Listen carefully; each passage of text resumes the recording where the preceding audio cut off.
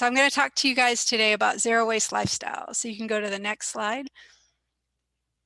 And as Rick said, I am in Gainesville, Florida, and I help run Zero Waste Gainesville. So there's 3 of us who do that as volunteers. And one of the things that we do is talk about zero waste lifestyle for individuals and families. So that's a big part of what we do through workshops and more recently through Zoom. And the other thing we do is we advocate for our city and county to work towards zero waste. And 2 things we're working on most recently is talking to the city and county about their procurement. So a green purchasing policy, really looking at the materials that they use on the city and county property and what others can use. And the other thing is organics program. So we're trying to rescue the edible food and get all of the compostable organic material out of our landfill carts. And then I'm also the director of Zero Waste at the Repurposed Project. And the Repurposed Project is a creative reuse center. Basically, they sell used stuff that people bring in and donate to them. And a couple things we're working on there is we're trying to expand, and we're also trying to get the city and county to ban or not allow reusable items in our landfill carts. Before COVID, as my job with the Repurposed Project, I was working with small businesses and schools and events to get them working towards zero waste. And since COVID, my job has shifted some, and I've been doing more educational content and stuff like that. So, and I'm also a zero waste associate. And next slide. So today I'm going to talk to you about zero waste lifestyle. And that basically means living in a way that creates little to no waste. And you can do this by focusing on reduce and reuse. That's a big part of any zero waste. And buying less, buying quality items, and buying used, really promoting the share and borrow and lend if you have that community, if you have that in your community. And really thinking about all discarded materials are resources, and resources have value. Avoiding single use, especially plastics, but really everything, and really promoting the reuse and refill systems. Living a simple life in line with nature, and source separation definitely is important downstream. So you can go to the next.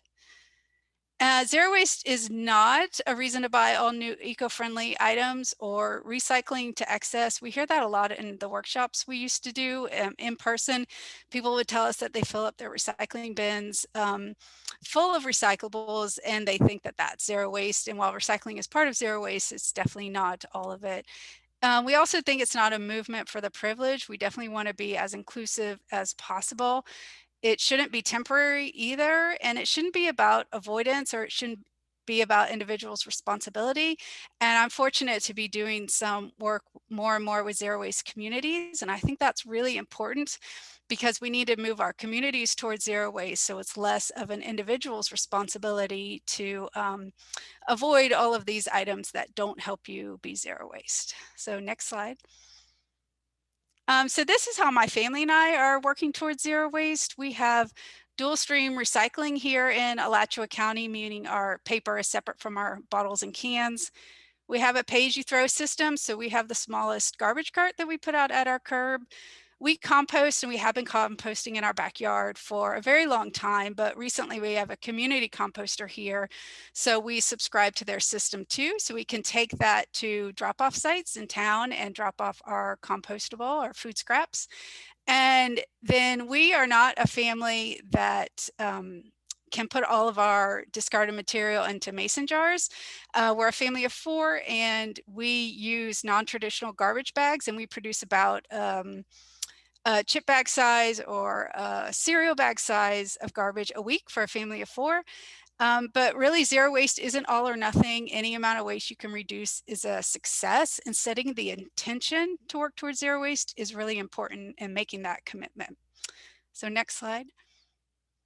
So how do you begin your journey to zero waste? I encourage people to do a waste audit, and that's really just saving, sorting, and studying the trash that you generate. You can make a plan, start thinking about reduce and the circular economy that we're all aware of now. So next slide.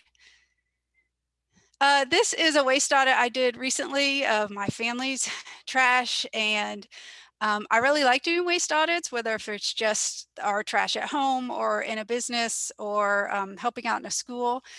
And one thing I always tell people, if you're going to look at your trash for a day or a couple days or even a week, just to go ahead and set your food scraps aside. If you don't already do that, keep them in the fridge or the freezer, and it's just a lot easier. And so this is just all the commingled stuff that normally I would not commingle, but for this project I did for Zero Waste Week here in town, I commingled it all and created data sheets. And you can go to the next slide. And so this is all really sorted out, stuff for the landfill, stuff for recycling, stuff, maybe they could take the film back at a grocery store, stuff that could be reused, and then really look at the stuff that's going to the landfill and see if there's anything you could live without, or you could buy something different that is reusable or recyclable or compostable. So next. And beginning your zero waste lifestyle journey, I encourage you to just collect items that will help you live a zero waste lifestyle. You probably already have a lot of these around the house, like reusable bags and jars, napkins, utensils. So this is a picture of zero waste kits that I make that we sell at the Repurposed Project. It's all from salvaged material, salvaged items. I make these small reusable bags out of material that's donated to the Repurposed Project. The same with the silverware and napkin, and just extra jars that we have. You definitely don't need to buy anything. You probably have a bunch of stuff that you already use to be zero waste, but if you needed to buy stuff, I would encourage you to look for used items, or and then if you have to buy something new, I mean, back in the day, we would always have to look at the online stores like Life Without Plastic. But recently in Gainesville, we have a zero waste store called Life Unplastic. Not every town has one of those. You might have a store like that where you live, but we've had one here for about 2 years, and it mostly really is because of the zero waste movement, because we've been talking about zero waste for a couple years now. And so the owner sells sustainable items, less packaged items, a lot of bulk stuff, and she's trying to get more and more bulk there. If you're just starting your zero waste journey, I encourage you to check out books in the library and find what motivates you to work towards zero waste. I used to work as a field biologist, so throughout North Florida, throughout the Everglades, I would work with amphibian communities and American alligators and study them. And that's really what motivates me, my connection to nature, and I just love animals. So if you can find what motivates you to work towards zero waste or to live more sustainably with Earth, then I think that that will help. So next slide. So this is just a picture of a lot of the items that my family and I use day to day to be zero waste. And they're all reusable items. They're all stuff that can be washed and used over and over again. And most all of them are really old too, like the reusable bags and the napkins and silverware. Even the pouches with the animals on them, we've had them over 10 years that our girls use when they pack their lunches. One of the things, the metal cup and the stainless steel straw, I mean, those kind of things you don't necessarily need to work towards zero waste. They've been, gifts that we've been given just from some projects I've done as a volunteer. But the rest are all just reusable items that you will last a really long time and you can use over and over. So the next slide, please. So shopping is something we all have to do, especially for food. And this is an area where you can really cut down on the stuff that you throw away. And I just encourage people to grab their reusable bags. I really like cloth bags, and maybe shop for as unpackaged food as possible, bulk food if you can, and buy local. So zero waste really is about setting up local systems, and you can support the local economy by shopping at your farmer's market. So the picture of the food on the right is from our CSA. We have a CSA that's a community supported agriculture system with a local farm here. So meaning every Saturday morning, we get our share that we've paid for. So the thing about buying from your farmer's market or from a local farm is that you can talk to the farmer, or at least talk to the people that work on the farm, and tell them you don't want anything packaged. There's usually less packaging, at least at our farmers markets.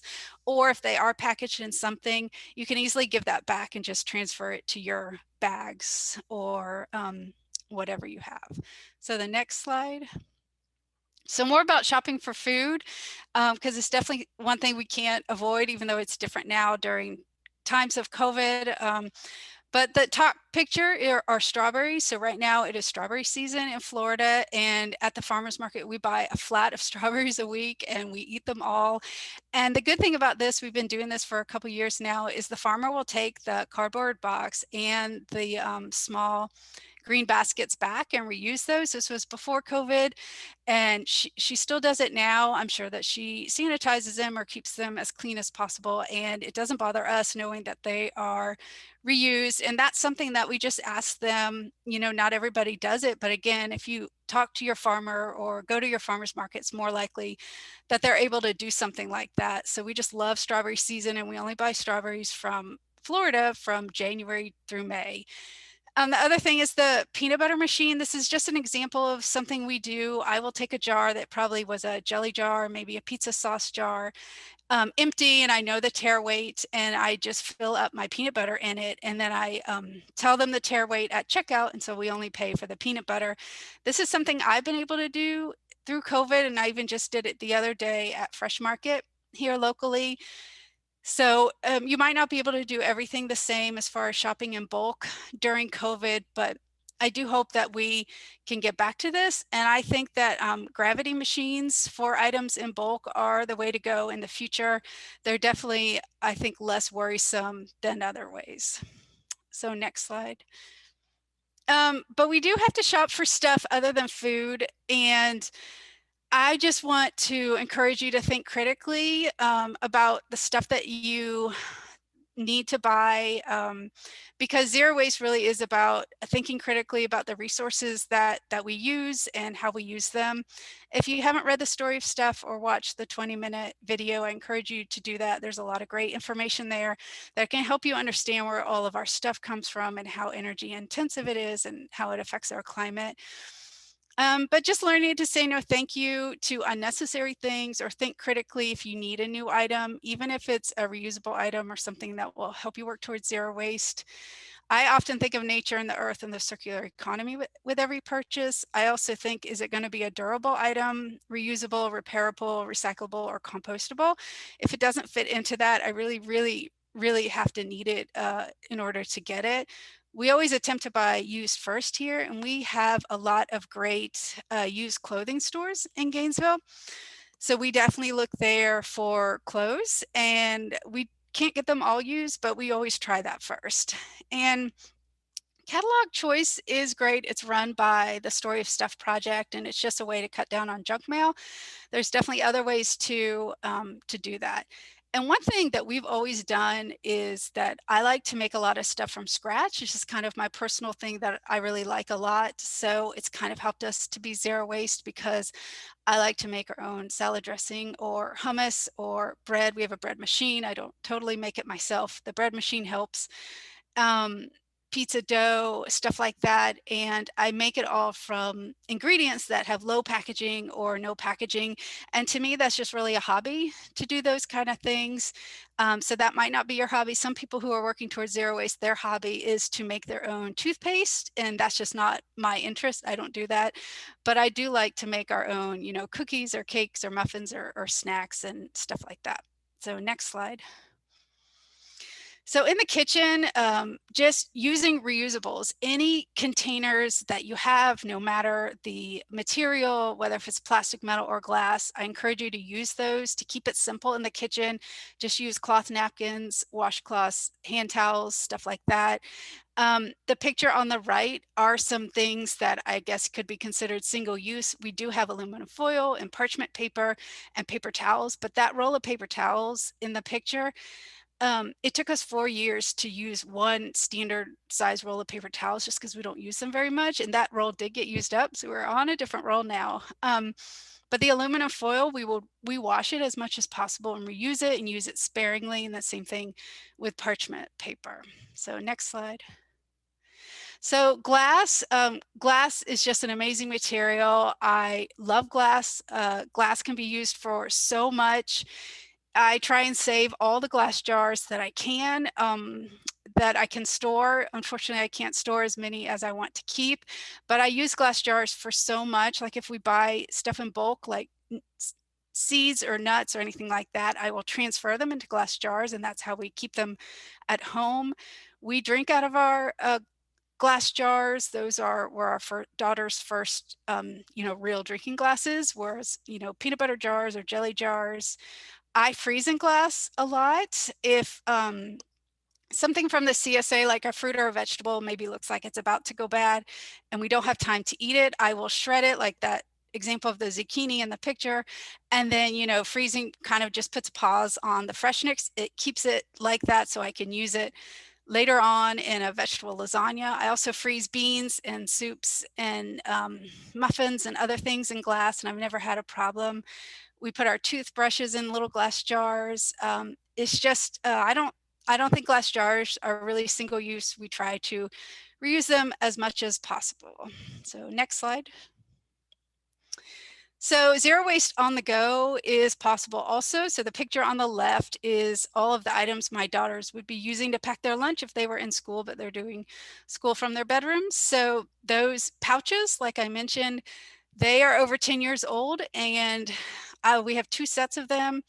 And they would put a muffin or cheese or a sandwich or anything in those pouches, use them during the week at school, and then I'd wash them on the weekend. And the same thing with the water bottles and silverware if they needed it, or container.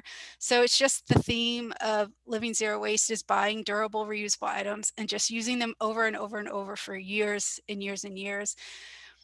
And the picture on the right is some stuff that I always have in my purse. So I definitely have a bag of bags I keep in my trunk for shopping, but I always keep a few things in my purse, like the metal pint cup, 2 pieces of silverware, a cloth napkin, and some of those reusable bags that like collapse into themselves. So the pint cups, again, were gifts because I did some work with Plastic Pollution Coalition, and these reusable bags were also gifts from something, I don't remember what, but they work really well to keep on hand if, of course, this was pre-COVID, if you ever found yourself at an event where they had plastic utensils or plastic cups, you could just whip these out and you are set. Purses are kind of gross inside. After a while, they get dirty. So those, you can see the covers that have purple bats maybe on them. Those were pajama pants from my youngest daughter that got ripped and some stains from doing yard work. So they just weren't good for donation. So what I did is I cut those pant legs off, I sewed up the bottom, and I used them as the cup kind of protector in my purse, and that works out well. So next slide. So zero waste is so much more than recycling, but I always try to talk about recycling in my workshops because people want to know about recycling. But the goal really with zero waste is to reduce and reuse so much that you don't have that much to recycle on the back end. But I always encourage people to recycle what they do have. And, in Alachua County, because we have the dual stream system, our paper stays really good quality and it's worth a whole lot. And we can recycle just the basic 1s and 2s and metal cans and glass jars, stuff like that. But more than just recycling, I encourage you guys to buy products made from post-consumer recycled content, because that really closes the loop. And this is a part of what we're asking the city and county to do with their procurement. Because we want to make the connection that we shouldn't just recycle, but we should buy items made out of recycled content. And recycling really is important for the community. It can help with the climate change, and it's part of the circular economy. So next. Composting. So composting is this big deal too for your personal zero waste journey. If you don't already compost, you guys probably live in a lot of places that have curbside composting, where we've never had that here in Florida. I've never lived anywhere that's had that. But composting is such a great thing to do. And of course, first you should reduce any wasted food that you accumulate, meaning to eat what you have on hand, eat your leftovers, shop your fridge and your pantry first. It's really, really important. And then make your shopping list around what you already have in your fridge and your pantry, so you really use up your food. And then what you compost should really be the scraps, the pits, the peels, the cores, all of those kind of things should absolutely be composted and not sent to the landfill. So with backyard composting, it's a little bit more restrictive than a community composter or industrial composter. We would really only put fruit and vegetable scraps, maybe our coffee grounds, or maybe some brown paper towels and simple stuff like that. But with a community composter, he can take more if we have other stuff, like bits of cheese, or I'm trying to think what else, maybe bits of bread and other stuff like that he can take. But your compost bin definitely needs the air and water and the food that you provide. The kitchen scraps are your greens. It definitely needs browns. The best kind of brown material are the fallen leaves, the dried leaves, to add to your compost bin. And it really works. It's a pretty amazing system that just mimics decomposition that naturally happens. This is a closed loop system. It's pretty fantastic. Even if you ignore it, it will do work. It'll just take longer. And the microorganisms are busy in there, and they heat up the system, and it turns into a rich soil amendment that you can then use in your garden or your landscaping. So I encourage you to compost if you don't already. And, you know, some people, if they don't have a backyard or a lot of space, they do worm composting. I've never personally done that, but I've read about it, and we've talked about it because others in Zero Waste Gainsville and Repurposed Project do, but I've just never done that myself. So next slide. So zero waste lifestyle, in summary, it isn't all or nothing, and it's more about the journey than the destination. I encourage you to set an intention to work towards zero waste. If you find that there are companies locally or globally, or local restaurants that are engaging in wasteful practices, but you really like their product or the food, I encourage you to write to them and let them know that. I think that as consumers, we have a big role to play in, you know, shifting these systems that we can't do alone, but as consumers together, we can make a big difference.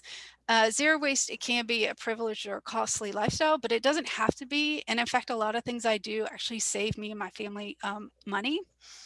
And I always advocate for culture change. That's a lot of what we do here in Gainesville, and system change. And I encourage you to support organizations that are working towards system change, because that's how we're going to get this done. And that's why I'm so excited to be working on working communities towards zero waste. That's a really big deal. So that is my last slide, and I'm all done.